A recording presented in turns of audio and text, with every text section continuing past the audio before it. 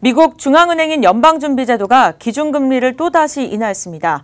지난 7월 말 기준금리를 인하한 데 이어 약 2달 만에 다시 금리 인하 카드를 꺼낸 것인데요.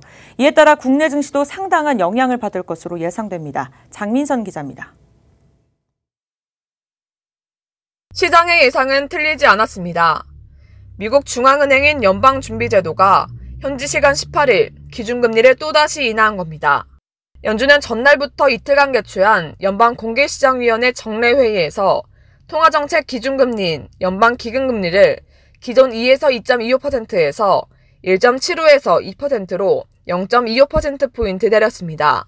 지난 7월 말 기준금리를 인하한 데 이어 약 2달 만에 다시 금리 인하 카드를 꺼낸 것입니다. 미국 경제가 비교적 탄탄한 성장세를 이어가고 있지만 미중 무역전쟁과 글로벌 경기 둔화에 따른 불확실성 및 위험에 대한 대응으로 해석됩니다. 미국의 이러한 결정은 국내 증시에도 영향을 미칠 것으로 예상됩니다. 19일 코스피는 연방공개시장위원회가 기준금리를 인하하면서도 추가 인하에 대한 기대를 억누른 영향으로 장 초반 강세를 보였습니다. 이날 약보합세로 시작한 코스피는 개장 직후 상승세로 돌아선 뒤 상승폭을 키워갔습니다. 경기 침체에 대한 우려가 상존하고 있으나 추가 금리 인하 가능성은 작아졌다는 게 업계의 평가입니다. 전문가들은 연준이 미국 경제를 여전히 안정 국면으로 봤다는 점에 대해 증시의 호재가 될 수도 있다며 긍정적으로 바라보고 있습니다. 지난 7월에 이어서 미국의 보험성 인하가 계속 진행되는 것으로 보여집니다. 중앙은행의 선제적 대응에 대한 판단이 투자 심리와 경제 심리를 안정시켰을 경우 우리 국내 증시에도 긍정적 도움이 될 것으로 보입니다. 또 자산 매입 재개를 앞당길 수 있다는 점에서도 시장은 이번 연준 기준금리 인하를 호재로 여길 가능성이 높습니다. 다만 이날 금리 인하는 예상과 크게 다르지 않아 지수에 이미 반영됐다는 점에서 국내 상장 기업들의 실적 회복과 경제 심리 회복이 수반돼야 한다는 의견도 나왔습니다.